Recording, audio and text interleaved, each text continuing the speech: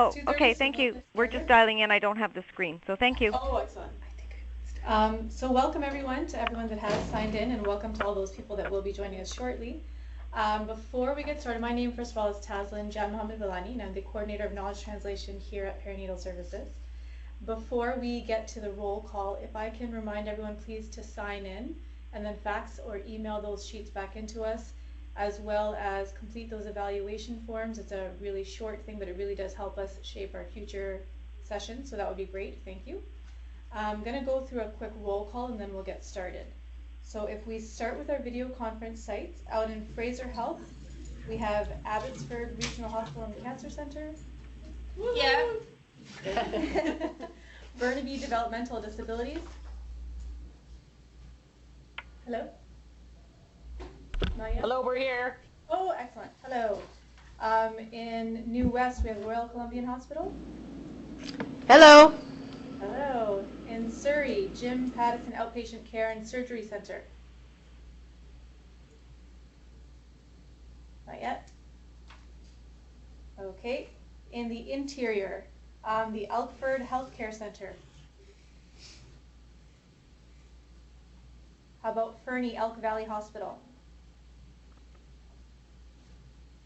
Not yet. Okie dokes. Kelowna General. How about Penticton Healthcare Center? Yes, here. Hi, Penticton. In Hi. Revelstoke, the Queen Victoria Hospital. Okie dokes. What about Sparwood Health Center? And Vernon Health Center? Yeah, we're here. Excellent. Hello. How about Vernon Jubilee?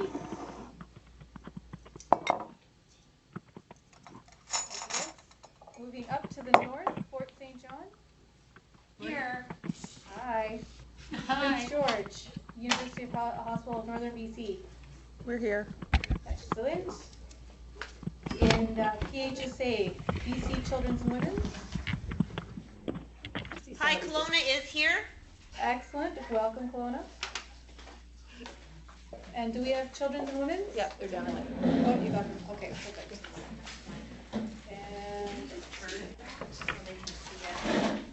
And how about First Nation Health Authority, the 6th floor boardroom at the Sinclair Center?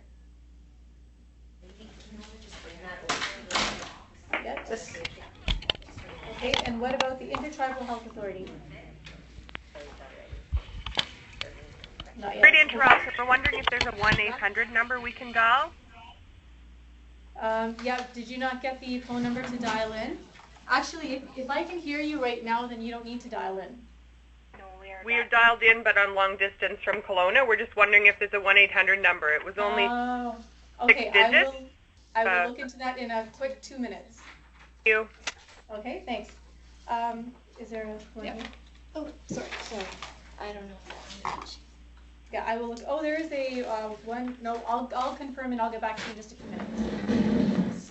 So for our teleconference sites, do we have anyone from the First Nation Health Authority on the line? Anyone yet? How about the interior? There's 4 of us from Salmon Arm here. Perfect. Hello. Vancouver Coastal. Excellent. We have any from Island Health? One from Nanaimo. Very good. Welcome. And how about anyone calling in from Fraser Health Authority?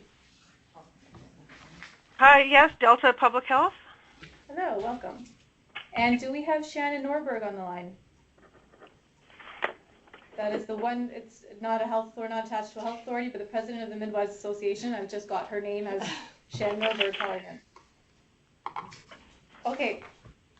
FJN, is that what's it? Got it. And in the room here, we have our one person from Vancouver Coastal, Debbie Rhodes. We have Sue Payne. We have Lucy Barney. And without further ado, we have our speakers. Oh yes, before we go on, please mute your lines. We have our speakers. I will interrupt briefly for a second to confirm the 1-800 number, but I'm going to hand it over in the meantime to Dr. Deirdre Ryan and Janet Walker to talk to us today about best practice for perinatal mental health, guidance for BC healthcare providers. Welcome again, and please, if you could stick your phones on mute, that would be great. Thank you. Good. Okay. Thank you very much, Taslin. We're going to start right now. I'm Deirdre Ryan. I'm the Medical Director of the Reproductive Mental Health Programme at BC Women's Hospital, or BC Mental Health and Substance Abuse Services. And Janet Walker is here beside me from Perinatal Services BC. And between the two of us, we're going to talk about best practice for perinatal mental health, but particularly major depressive disorder in the perinatal period. So the learning objectives this afternoon are to introduce you to our new BC best practice guidelines for mental health disorder in the perinatal period, and to make you familiar with recommendations specific to major depressive disorder in pregnancy and postpartum, and to look at medication tables and the importance of informed consent for the woman who is going to be prescribed antidepressants in pregnancy or postpartum. So there were a number of partners involved in producing this best practice guidelines. Our program, BC Reproductive Mental Health, Janet's program, Perinatal Services BC, but also I want to thank some special people. Janet Williams, who is our project lead and main author, Kate Thomas-Peter, who's our project manager at Reproductive Mental Health, Barbara Cadario, who was our pharmacist, as was Dorothy Lai, and Janet Walker again, who is our editor. So why did we update our best practice guidelines? Well, the obvious reasons was that it was time for an update. The last best practice guidelines have been produced in 2003, and we have moved forward a lot since then. We've been receiving ongoing requests from healthcare providers and for women looking for more information, particularly about the safety of psychotropic medications in pregnancy and breastfeeding. And we've also been receiving ongoing requests from women and their providers for advice around different treatment options to address mental health disorders in pregnancy and postpartum.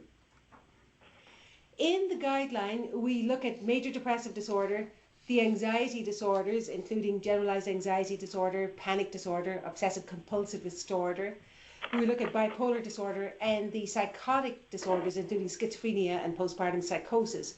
But this afternoon, we're just going to talk about the particular guidelines for major depressive disorder, because this is the most common condition that you will see in pregnant and postpartum women. We also have a special section on suicide and infanticide. The disorders are discussed using the 4 pillars of action that we identified in our framework in 2006. These 4 pillars are education and prevention, screening and diagnosis, treatment and self-management, and coping and support networks. Little did we know when we started off that the most controversial of those pillars was the screening and diagnosis, but particularly screening. So what's new in our updated guidelines? We have more information about the clinical presentations of all the disorders, but more importantly, each disorder has a key points and recommendations section, making it very simple. There's more detail about non-pharmacological treatment options, the psychotherapies, and we cover more medications, particularly medications that are new on the market since the original guidelines. And we also have more information addressing common concerns about what to discuss with the woman who needs to be on psychotropic medications. We also have a suggested questions to ask where there are concerns about suicide risk or infanticide risk. So in the community, if you're concerned about a woman's safety, what questions can you ask? If you're concerned about her risk to her baby, and how do you go about developing a safety plan? A lot of you will be familiar with developing a safety plan, but for those of you who aren't, this will be very helpful. And again, we've more in-depth discussion about screening. So let's just start with major depressive disorder. It's very common in pregnancy. Estimates suggest that between 5 and 16% of women will experience a major depressive disorder at some point during their pregnancy. The sad thing is that not all these women are picked up. And even if they are picked up, very few are actually referred for treatment. The estimates suggest that between 4.2 and 9.6% will experience a major depressive disorder following the birth and in the first 3 months after the delivery. And estimates vary between 9.3 and up to 31% for the first year postpartum. So in the DSM-5, which is the latest DSM looking at the criteria for major depressive disorders, they describe a major depressive disorder in the perinatal period as depression with peripartum onset. So it's not a specific entity, but it's a major depressive episode with peripartum onset. And in the DSM-5, they say the onset should occur in pregnancy or within the first 4 weeks after childbirth. But really, in practice, in clinical practice, we would say it's a major depressive episode that occurs with its onset either in pregnancy or for up to 1 year postpartum. I mean, if we limited it to the first 4 weeks, we would miss a lot of women. A lot of women actually, I think the first 4 months are particularly vulnerable, but we will still see women who are picked up at 11 and almost a year postpartum. These are women who've been struggling throughout that first year and who are now faced with returning to work, and they just know they're not well enough to return to the workplace. So I know that most of you are familiar with the symptoms of major depressive disorder, and the symptoms of a perinatal depression or a depression in pregnancy or postpartum is the same as a major depressive disorder. You have to have depressed mood or lack of pleasure or interest associated with at least 5 symptoms that occur over a 2-week period.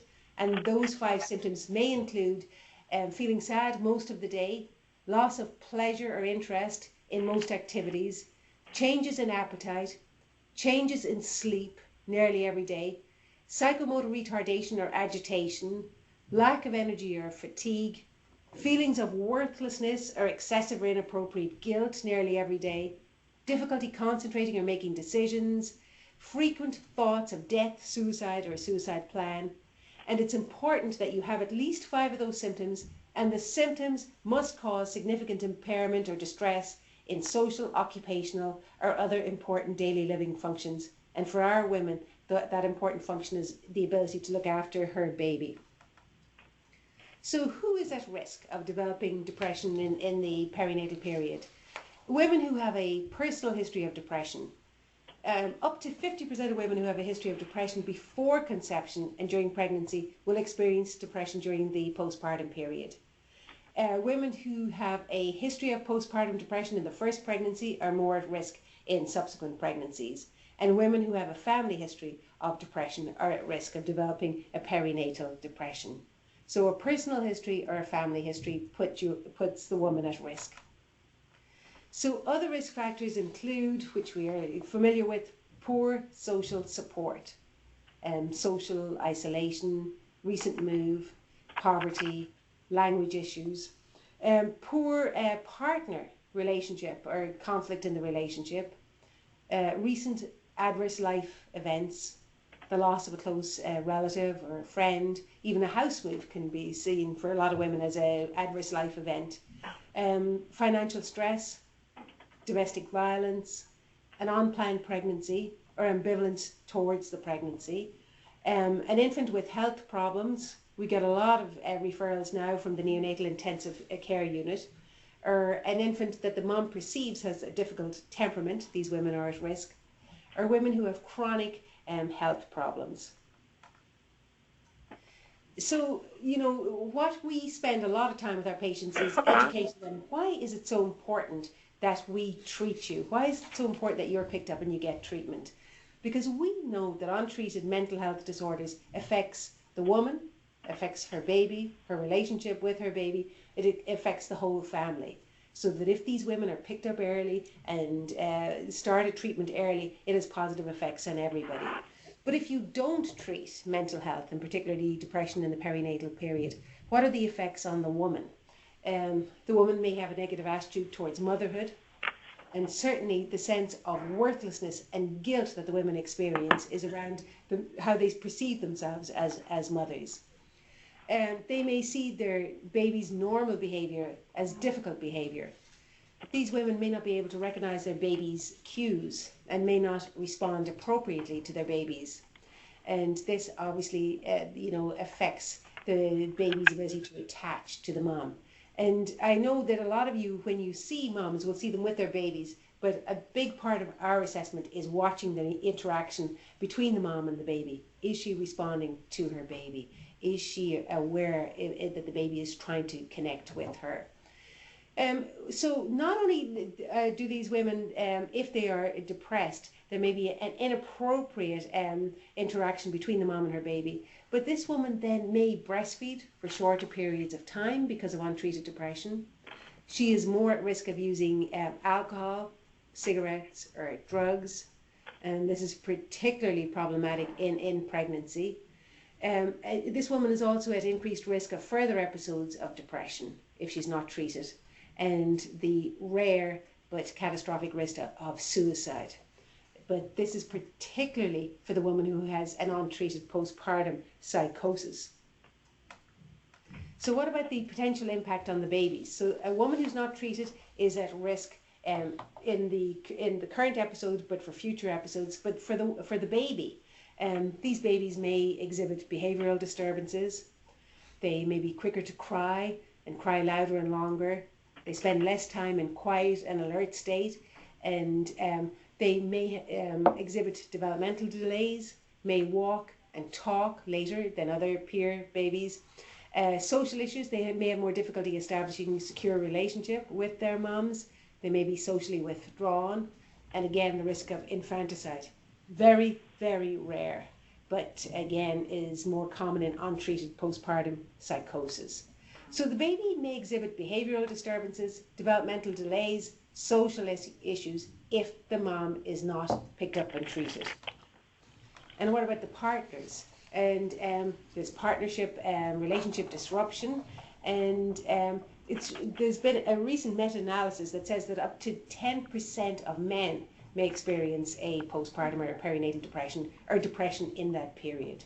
So now we talk about dual partnership depression, and we had a talk recently from Cindy Lee Dennis, who just identified these babies of dual parental depression, where both the mom and the father are depressed. These are the most at risk babies.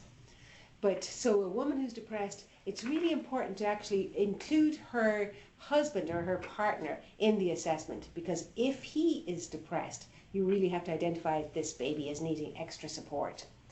So partner depression in the perinatal period has been shown to have many of the same negative impacts on the relationship, family, and the baby as maternal depression.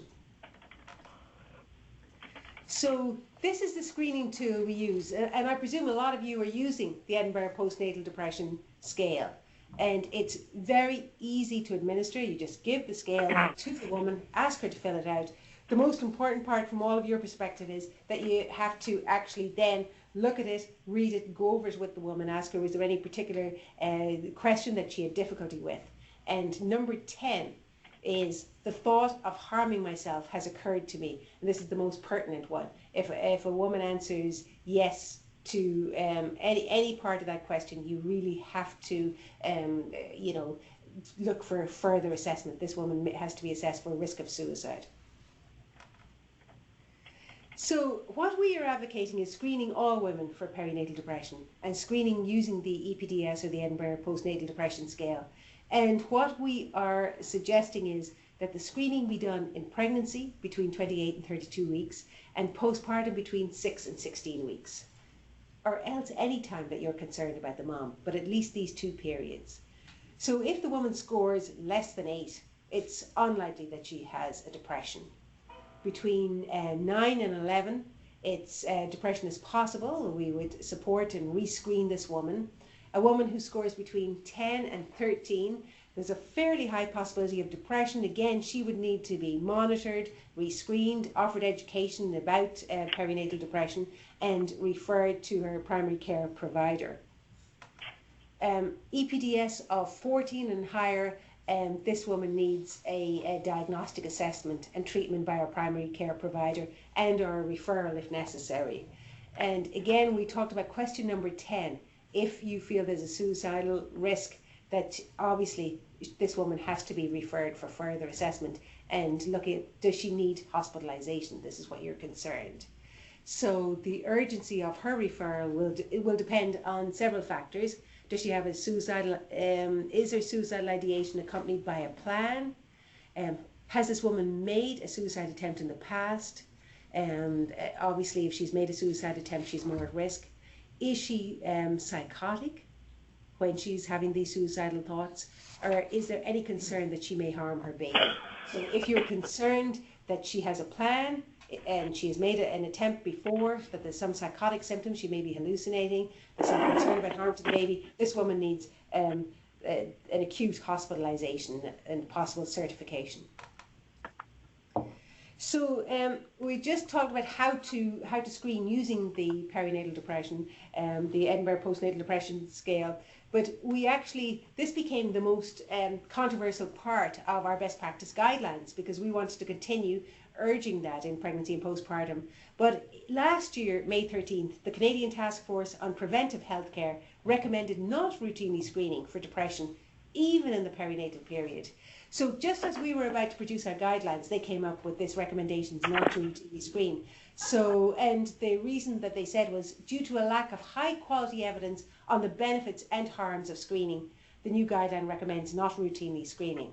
But we felt that we had to take a stand, and we got experts from all over the country that came here to Perinatal Services BC. It was a wonderful meeting, and in summary, with all the experts and their evidence, the decision was made to continue to promote universal screening for depression in pregnancy and postpartum in BC.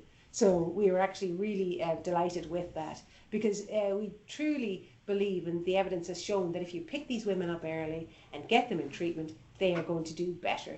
They're not going to be the woman who's going to present in her third pregnancy who has been depressed for the last 6 years. So recommendations for all women with any mental health disorder in the perinatal period.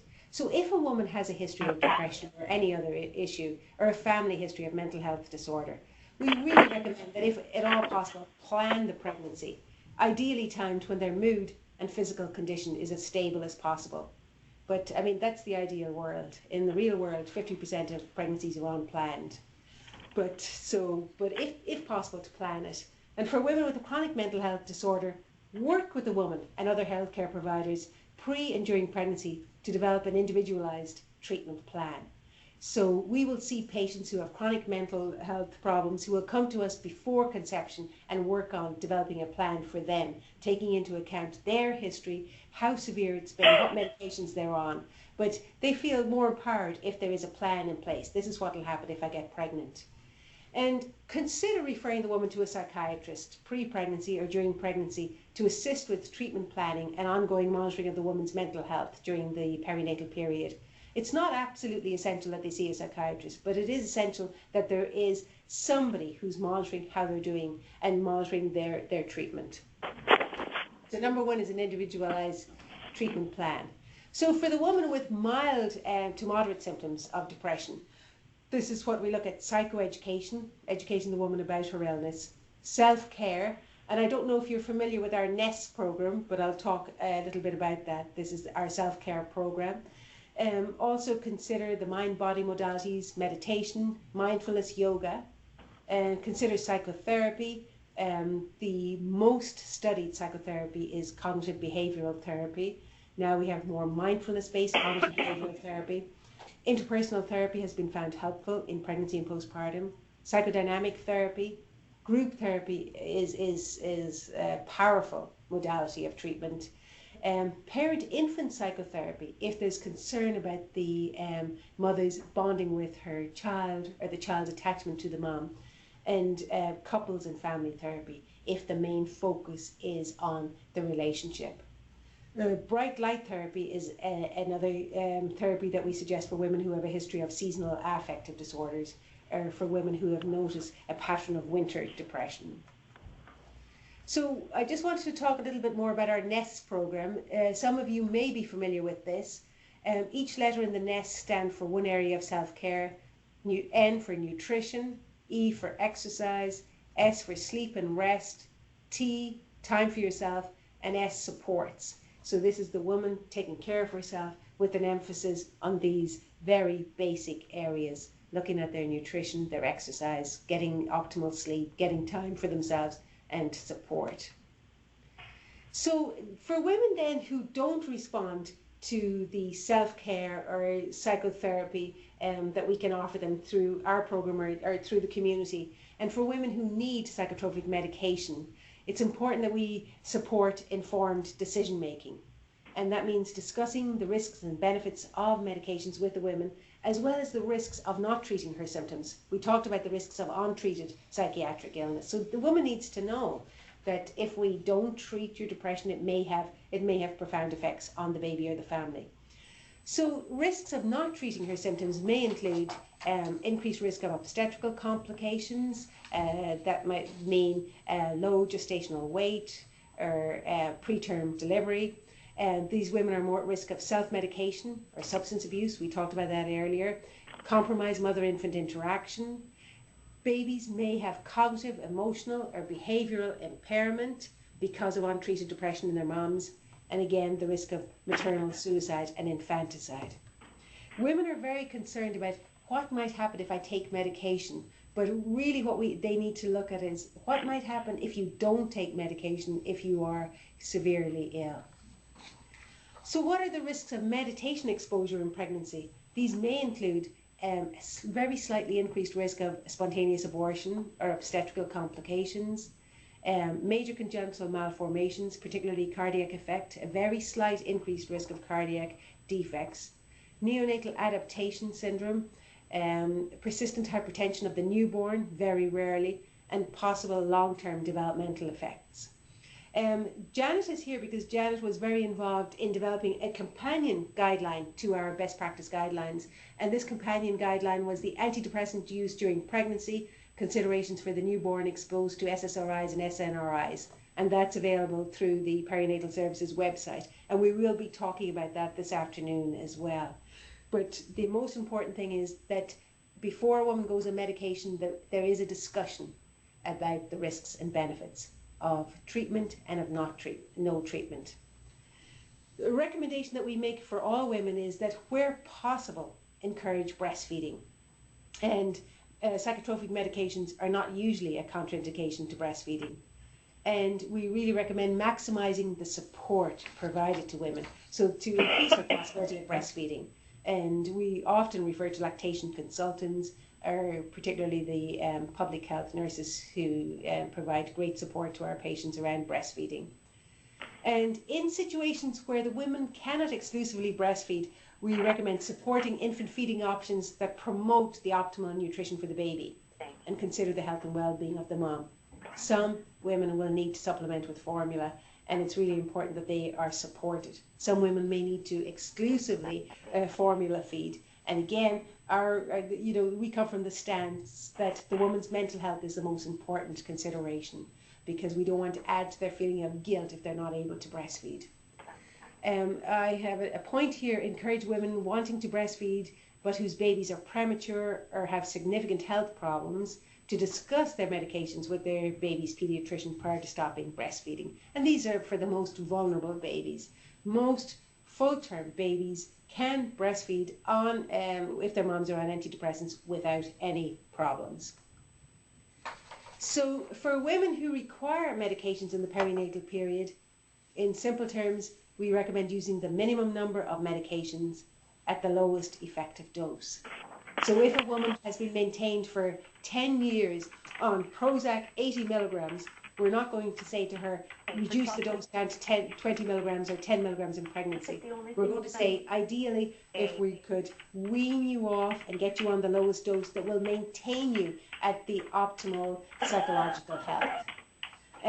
So when breastfeeding while taking psychotropic medications, we recommend that you monitor the baby for any adverse effects. But most babies don't exhibit any significant adverse effects. encourage women with severe mental health disorders that require multiple psychotropic medications to deliver in a hospital. And that is just, I mean, these are for the most severely ill women, particularly women with bipolar disorder or women with psychotic depression. And this is just to facilitate closer monitoring of the babies and the mom's mood and the baby's functioning. Having said that, these are for the most severe women. A woman who's well controlled on one psychotropic medication and has a counsellor in the community could very safely have a home birth. So educate partners and family members about recognising the symptoms of their partner's illness, and educate them about ways to support the woman during her pregnancy. And support should always include ways to maximise opportunities for adequate sleep. And this may mean that the woman might pump and allow the husband to bottle feed the baby at night time, or we may advise them to get a doula, or just formula feeding at night time so that the mom can sleep. But for patients with depression, but particularly patients with more severe depression, lack of sleep can be a great trigger for a relapse. So we want to maximise her sleep, and if at all possible, get other family members involved in feeding the baby at night time. So recommendations specific to perinatal depression for women with mild to moderate major depressive disorders who've been clinically stable and who come to you, they've been clinically stable for 4 to 6 months, and you don't believe the risk of relapse and we believe that the risk of relapse is low. I would focus on psychoeducation, self-care, or psychotherapies. And if taking a medication, consider gradually discontinuing the medication, if at all possible, prior to pregnancy or after she conceives. If she has mild symptoms, she's been stable for a number of months, and the risk of relapse is low. If there is evidence of a postpartum relapse, consider recommencing an SSRI medication. Again, only if non-pharmacological treatments are not fully effective in treating the woman's symptoms. Really, you want to go self-care and then psychotherapy before medications, if at all possible. So, but the woman who has moderate to severe major depressive disorders and who are symptomatic, or maybe having recurrent tearful episodes, or not functioning, not sleeping, not eating, feeling suicidal, and you really think that the risk of relapse is high, these patients may need to remain on the medications during pregnancy, in addition again to psychoeducation, self-care, or psychotherapy. And we don't recommend changing medications during pregnancy, because all you're doing then is exposing the baby to 2 medications. And if she's not taking an antidepressant, but she experienced a significant depression during pregnancy, consider an SSRI. And if possible, avoid paroxetine, Paxil, because of former Health Canada warnings about Paxil in pregnancy. At birth, maintain the therapeutic dose of an antidepressant to reduce the risk of postpartum relapse. And that is there specifically because people were wondering, well, if you're concerned that the baby may have some exposure effects at birth, wouldn't it be a good idea to reduce the dose prior to the delivery? But the concern is that if you reduce the dose prior to the delivery, that you increase the woman's risk of a relapse after the birth. Dose adjustments may be necessary postpartum, and usually a lot of women will need to increase the dose postpartum, and we recommend staying on the medication for at least 6 to 12 months after the birth. A lot of women, if they need antidepressants, will want to stop it, and if they stop it too early, again, they increase their risk of relapse.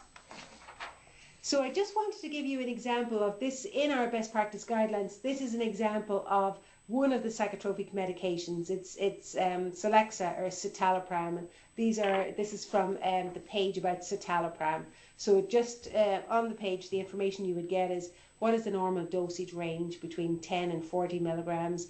The FDA pregnancy risk category, which is C, used with caution. And then it just talks about the fetal risks. There's a very small increased risk of spontaneous abortion and prematurity. Again, just a very, very slight risk above the background risk. And the risk of teratogenicity is not large. That means the risk of major congenital malformation is not large, with the expectation that most exposed infants will be born without a major congenital malformation. They have been associated with a very slight increased risk of cardiac defect, and for citalopram, possible small increase in the risk of septal heart defects.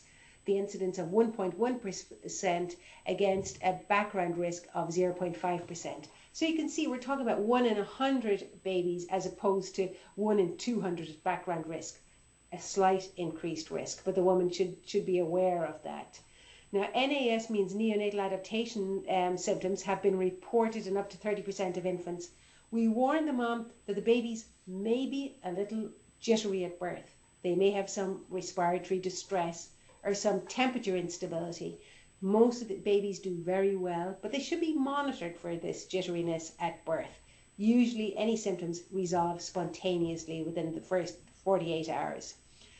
There is, so just to warn the mom about this, there is a very small risk of what we call PPHN, or persistent pulmonary hypertension of the newborn, for all the SSRIs, and the incidence rate of 0.3% against the expected rate of 0.1 to 0.2%.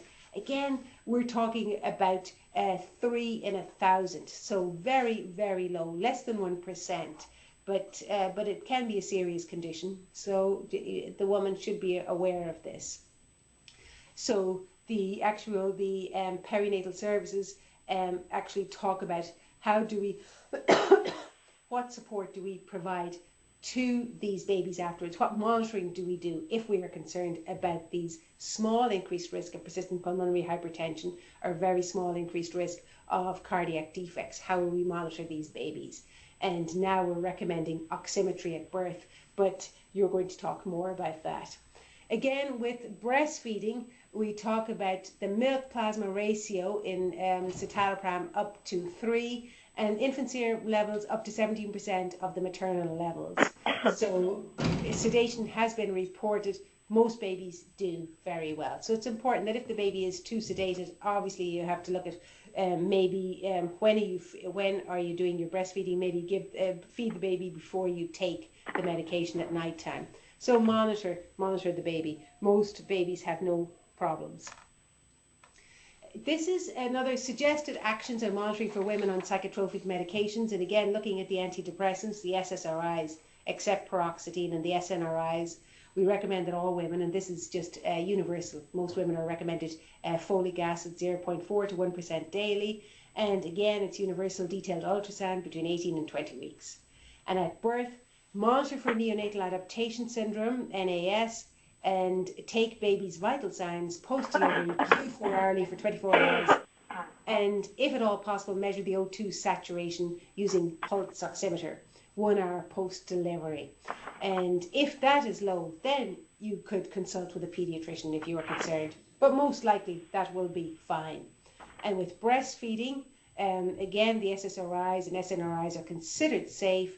However, you should monitor the baby for adverse effects, and again we mentioned sedation or difficulty feeding, and if concerns you could check the baby's serum drug level, but that's, normally that is unnecessary. But if you are concerned, and if the woman is adamant that I really need to remain on my medications, you could recommend checking the baby's serum drug level. So Janet, did you want to take over here? Yeah. Janet's just going to take over looking at the companion guide. So, okay, yeah. To the Kelowna folks, I didn't jump in earlier because there's unfortunately no 1-800 number. Sorry about that. And also there's someone on the telephone who is not muted. If you could please mute your lines so there's less disturbance. Thank you. I'm probably going to go through this fairly quickly because I want to be sure we have some time for questions afterwards. This presentation on the antidepressant use during pregnancy, considerations for the newborn exposed to SSRIs and SNRIs, was a webinar that was done probably a year ago at least. And it's available on our website if you wanted to go in and get a lot more detail on this. We kind of did things a little bit backwards because we actually produced the guideline for the newborn before we updated the guideline for the mothers. But the reason for that was that the Canadian Pediatric Society actually came out with a position statement in 2011 that actually stated that babies with late trimester SSRI exposure should be observed in the hospital for neurobehavioral or respiratory symptoms for a minimum of 48 hours. And so we were quite concerned with that recommendation, and so that's what took us to creating a guideline to support the practice in BC. We thought that 48 hours for all of these mums might be just a little bit excessive. So what we looked at were just 3 of the more common outcomes that could possibly happen was the neonatal adaptation syndrome, congenital heart defects, and the persistent pulmonary hypertension. So Deirdre talked quite a bit about some of these, the evidence around this. So there are about 1/3 of the exposed newborns will experience the NAS in varying degrees, and it usually presents quite soon after birth to about 3 days. And they can have some difficulty feeding, maintaining temperature, and some respiratory distress. So usually it's very mild, but on the odd occasion, some babies can have fairly severe respiratory distress and need to go to the NICU for further monitoring and some help, and or maybe some phenobarb or something like that. The evidence around what we can do to help these babies is not really studied within the population of the babies exposed to SSRIs, but it has been studied quite a bit for babies exposed to other drugs. And so just the same sort of quiet, low light environment, lots of skin to skin, helping the mom spend as much time with her baby as possible. And generally the symptoms resolve within 2 weeks. But if you're a public health nurse, you may see a baby that's still a little bit irritable, jittery, sleep disturbances, and sometimes it's difficult to distinguish between, like a sleep disturbance in a baby is a little bit hard to determine, I think, because they don't sleep. So the other one is the persistent pulmonary hypertension, and this is a very rare condition, and it's a failure of the normal relaxation of the fetal pulmonary vascular bed during the circulatory transition that occurs shortly after birth. So these babies generally get sick very, very quickly, and their prognosis is quite poor. And they would have signs of cyanosis as well as the low levels of oxygen saturation. And so that's what led us to the recommendation that these babies should have their oxygen saturation levels checked within an hour after the delivery if possible, and also every 4 hours for the first 24 hours. You know, rarely you'd probably see a baby that wouldn't start getting quite sick within that first few hours after birth, but the oxygen saturation would be quite low at that time. So, and with every 4 hours, when we discussed it in our guideline group, it was around the trending, and so whether or not you're seeing the oxygen starting to go down over that period of time. So I don't know if you can see this very well, but any of you that have heard the presentation before will know that this is an algorithm that was developed, and it's on the it's part of the guideline, and it's on our website that you can certainly download. And it just helps talks about what the normal saturation levels are and what you can do in order to inform people when it's low. And also there's some signs of the NAS as well. It has everything on there. Sorry, it's so hard to see. So the last one is the congenital heart defects, and it is also quite rare, and there's approximately a 1% of exposed infants will have the congenital heart defect compared to 0.7% in the baseline population. And again, it's the cyanosis as well as the low levels of oxygen saturation. And there's actually a move across the world, really, checking babies, all babies who are born for congenital heart defects discharge. So that's something that you may see starting to happen, and may actually be happening at some of your sites already across BC. So the practice implications with this guideline are, as Deirdre said, is just informing the mother. So talking to her about what she can expect in the postpartum period because she's been taking some SSRIs or SNRIs, and the consultation to reproductive mental health if you're concerned, and also discussing any postpartum plan, as we've talked about as well. What does she have in place? What kind of supports are there for her? And just to have her start thinking about that in the antenatal period. So after birth, we're just asking that there's an increased surveillance for this baby. The oxygen saturation again at 1 hour of life, and then the vitals, the oxygen saturation with the vitals every 4 hours for 24 hours. And always to be sure to inform the public health nurse that the mom has been on SSRIs or SNRIs.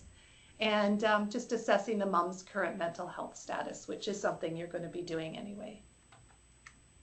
And for public health, it's just being aware of the possible symptoms for the NAS, and just asking some of those questions and helping mom to use some strategies to help calm the baby. The Purple Crying DVD, I think, is probably a really good resource for these women. I mean, every woman gets it, but you know, really to draw that attention to that resource as well. And encouraging and supporting breastfeeding, and again, in the community, which you do better than most, is assessing the mother's mental health. So in summary, really, with the discharge considerations was that we couldn't find any evidence that supported the need to keep these babies in the hospital for 48 hours under surveillance. So we have said 24 hours, that I think really it's a case by case. If you, you know, if the mom has lots of support at home and she's seems to be coping really well, baby seems to be doing fine, feeding well, then there's no reason why they can't just be treated like any other discharge and then followed up in the community. And the SSRIs, SNRIs have a good safety profile in breastfeeding mothers, so certainly to encourage breastfeeding and discuss all the benefits to both mothers and babies. So these babies, the majority, are going to be born completely healthy. And we feel we have recommended a non-invasive, low-resource intervention to ensure that the newborn is free from any of the adverse conditions. And as I said, any healthy asymptomatic newborn can be discharged after 24 hours, or if it's a hospital delivery. So we've also said that these, if mom's stable, there's no reason why a home delivery can't be considered as well. Okay. I just realised we don't have a lot of time, but I'm just going to talk very briefly about suicide and infanticide. Suicide is 4 times more likely to occur in the 9 months after childbirth than during pregnancy. But even then, it's very rare. But psychiatric illness leading to suicide was a significant factor in at least 28% of maternal deaths in the UK. It's considered one of the highest causes of maternal deaths. Is suicide, especially in untreated psychiatric illness. Women who have had a postpartum admission to a psychiatric ward have a 70 times greater risk of suicide in the first year postpartum.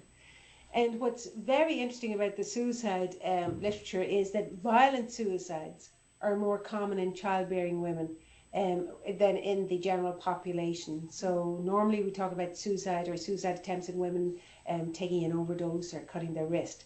But in the postpartum period, they're more at risk of throwing themselves off a bridge or hanging. It's a violent suicide is more common in this childbearing women.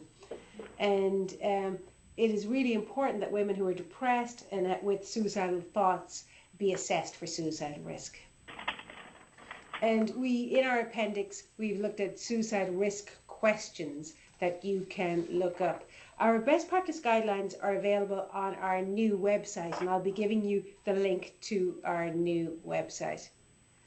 These are just questions that you can ask. And if you are concerned that the patient is at risk of harming themselves, develop a safety plan. And we talked about the importance of making sure that the baby is safe, because the baby's safety is of paramount importance. So ask who will be responsible for the care of the baby or supervision of the mother's care of the baby, and if appropriate, make contact with the partner or other family members. So a social worker at the Ministry of Child and Family Development should also be contacted if there is concern about the child's safety. or if the mother will need hospitalization for her safety and there's nobody to look after her child. What we have found is that where there's problems, it's usually about communication, that there isn't good communication between the agencies involved. So a healthcare provider should develop a safety plan in collaboration with the woman and a responsible family member or friend. And a safety plan is a prioritized list of coping strategies and sources of support that the woman can use when they experience suicidal thoughts. So, and we just give examples of, where there is a suicide risk, how do you respond to it? And you can look up these tables in our best practice guidelines. But if a woman has suicidal thoughts and has a plan to harm herself, she is at high risk and she needs to be brought to the emergency room as soon as possible, and by calling 911 or getting a family member to bring her in. In Vancouver, we're lucky that we have Car 87, but in other areas of BC, just call the police and have the woman hospitalised if you are concerned that she has a plan. We'll just talk about if you think that you can maintain the woman in the community, that she's not at imminent risk. This is just about how do you develop a safety plan with the woman and getting her to recognise what the warning signs are, getting her to recognise her coping strategies, getting her to identify who she can call on and have their telephone numbers, and who can be contacted, who are the health professionals who are involved in her care who can be contacted. So we give an example here of a safety plan. And so she identifies what her warning signs are, and when she is feeling at risk, she starts hoarding her antidepressants, she feels like a failure. The coping strategies that she's used in the past are going for a walk with a neighbour and practicing mindfulness meditation. So she identifies phone numbers of friends who can be called, and she writes them down, and then the family physician or the crisis line, she has those telephone numbers. So these are all things that could be included in a safety plan where you think somebody can be treated as an outpatient.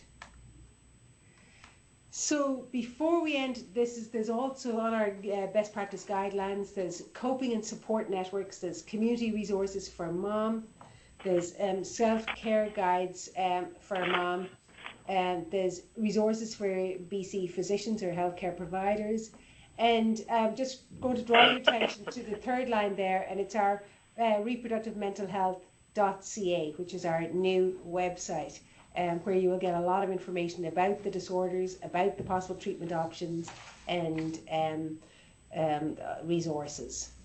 There's also reproductive mental health programs, as some of you may know, at St. Paul's Hospital, at Richmond General Hospital, Surrey Memorial Hospital, Royal Columbian, Victoria General, and we've also given you phone numbers for the Kamloops Perinatal Support Services.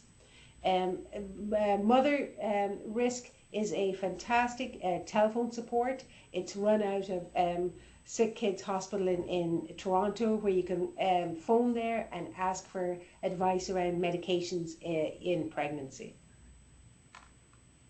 So again, just to acknowledge the other people who are very involved in the development of our best practice guidelines, my colleagues, Dr. Baring, Dr. Diana Carter, Cheryl Davis-Kahn, Dr. Kennedy, Dr. Shala Misri, who's our former director and founder of our program, Dr. Christy Newton, Dr. Rebai, Dr. Shulman, Jana Wong, our social worker, and Leanne Yates, a midwife, and our advisory group, Sarah Bell and Joan Gaber from the ministry.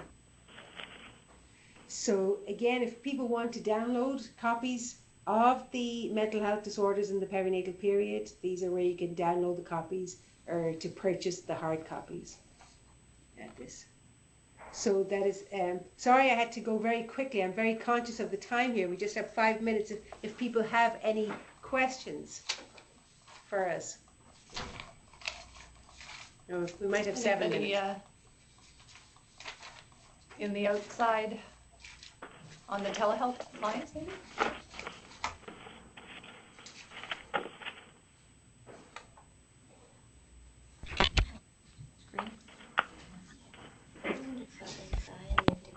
Kelowna, you look like you're ready to ask a question.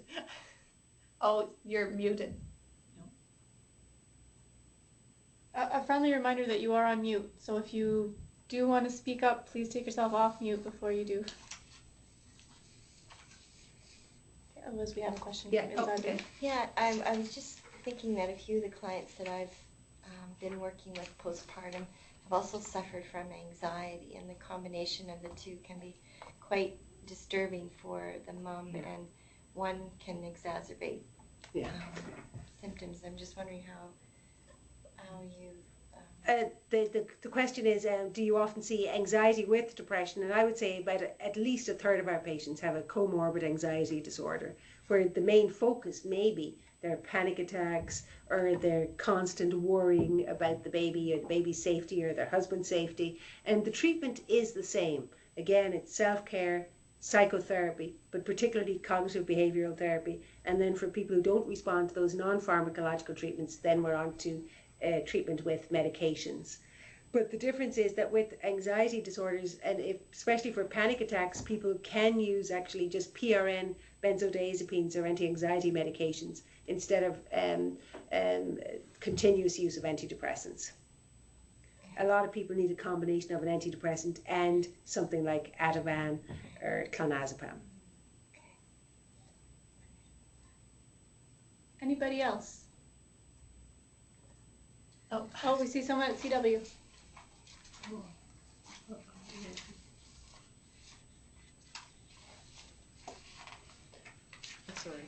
Hi there, from BC Women's and Children's Hospital. I just had a question in regards to the onset or severity of depression or other mental health issues. You'd mentioned obviously that the postpartum time is a significant kind of risk factor, if you will, or towards the end of the third trimester. I was wondering if you could comment on if there are any trends in the first or second trimester, and as well a second part, if you see that same sort of risk profile in the case of adoption, where it's more of a perhaps like an adjustment type disorder as opposed to hormonal, which you may see in pregnancy. Okay. With regards to your first question, I mean, we would say that it's we would say about 13% of women will develop a major depression during each of the trimesters. It's around between 12 and 14%, but it's present in all trimesters. But we miss the diagnosis, particularly in the first trimester and sometimes in the third trimester, because of the overlap with the physical symptoms of just the pregnancy itself, being exhausted, being nauseous, not eating, not sleeping, going to the washroom all the time. So it can occur at any time during pregnancy. With regards to, do we see depression in adopted parents? Absolutely, because I think the hormonal factors are just one factor in why people develop postpartum depression. It's the most important biological factor, but I think the other factors would be the lack of sleep that adoptive parents could get, or the huge change that people experience with the responsibility for a new child. So the changing role and the lack of sleep can contribute to the depression in adoptive parents. I'm not sure if it's the same with approximately 13%, but certainly adoptive parents are at risk as well.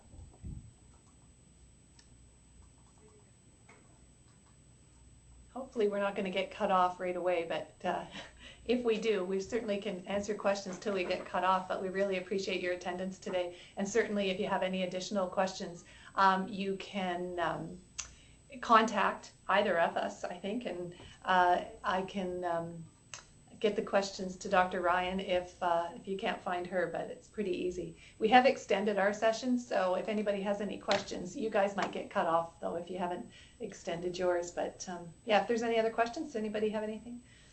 We have a question here. It's Rhonda calling from Kelowna, and we had been apprised in the past of the postpartum depression. I think it was a framework that was established with some of the work with Doris Bodner, and in there they had talked about the Edinburgh being mandatory and that there possibly would be a fee schedule for physicians very similar to one of the slides that you have today.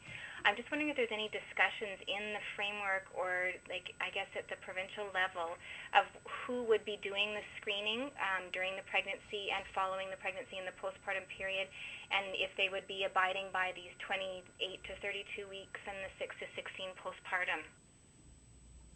Well, the recommendation still is that it should be universal. That we're recommending that every woman be screened in pregnancy and postpartum. As to who would be doing it, it could be whoever is taking care of the woman during her pregnancy and postpartum. So it may be her family physician in pregnancy or her obstetrician, and postpartum it could be her obstetrician, her family physician, or the public health nurse.